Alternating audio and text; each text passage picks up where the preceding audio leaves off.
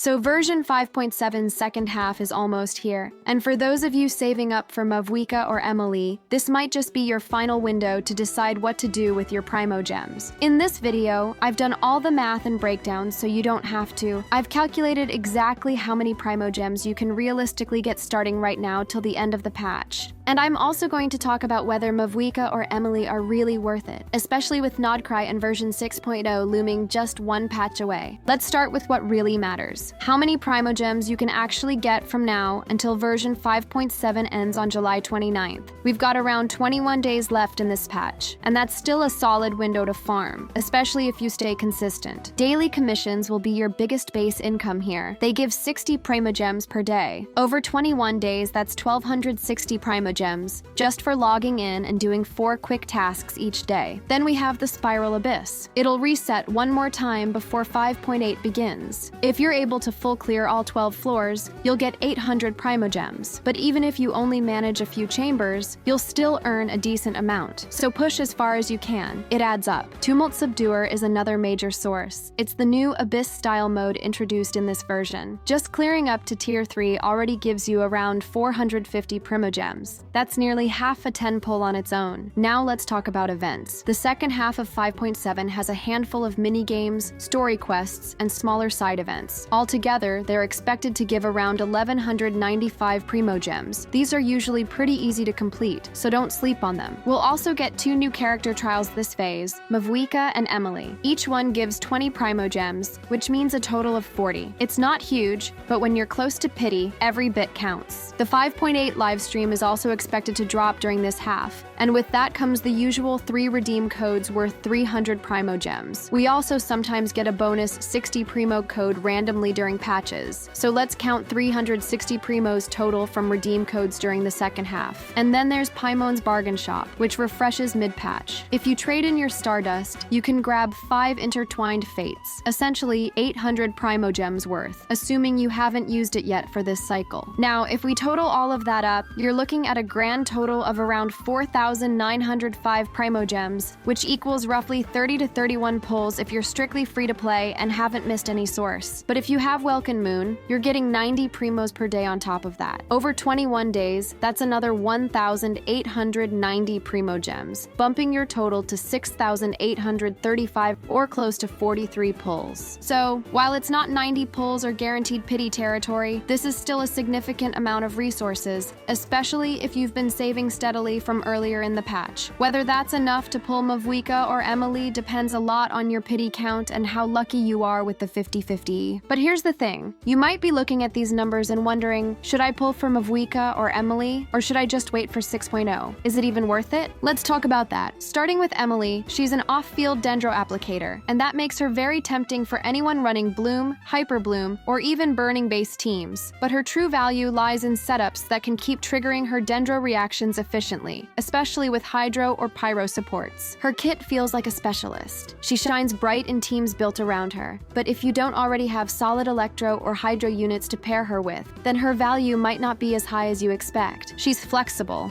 and scales well in Bloom reactions, but at the end of the day, she's not a unit that fits into every team. She's not like Zhongli or Bennett. She's mostly situational, so if you don't already have her core teammates, you may not feel her full potential right away. Now, on the other hand, Mavuika is pretty interesting. She fits a wide range of physical or hybrid teams. She's not a pure DPS in the traditional sense, and while she may look like one, her real strength lies in how she enables different types of team comps. Mavuika is capable of landing massive nukes, especially when built right and used in the right team. Her burst hits like a truck, and with the right buffs, she can absolutely one-shot enemies in high-end content. But here's the catch. She's very team-dependent. Her kit really starts to shine only when paired with certain Natlan units. Without them, her rotations feel clunky, her energy generation suffers, and she starts to feel a lot less explosive than her design promises. She's not exactly future-proof in the same way a universal support like Yellen or Farina is, but she can absolutely carry you through content if you enjoy her playstyle. That said, she doesn't break the meta, and she's not a must-have, but she is definitely fun to play, and not many characters have the same kind of animation quality and vibe as her. So here's the big question you're probably asking yourself. Should you pull for them? Well, let's be honest here. Nodkrai is coming in version 6.0. That's just one patch after this. New region, new Archon, new 5-star characters, and probably a brand new mechanic that could shift the meta completely. If you're low on Primogems, pulling now could seriously hurt your chances of getting the next big thing. We all know what happened with Fontaine's release. Those early characters were incredibly powerful, and a lot of people regretted pulling right before version 4.0 dropped. But at the same time, I always say this: if you love the character, that's reason enough. That's the only reason that should truly matter. Pulling for characters you enjoy using, connecting with their story or design, that's the heart of why we even play this game. Not every 5-star has to be meta or future-proof. Sometimes it's just about playing with someone you love seeing on your screen. That's valid and totally real. That's what makes your account your account. So if Mavuika or Emilie have captured your heart and you've saved up for them, then go for it. Spend every primo you grinded with pride. But if you're unsure, if you're still building your teams, or if you know deep down that you want the next Archon more, then it's okay to skip. Saving is hard, but it's sometimes the best move, especially when we're standing right before the storm of 6.0. So let me know in the comments, who are you pulling for? Are you going all in for Mavuika or Emilie? Or are you locking your primos away for Nodkrai? I'd really love to hear your thoughts.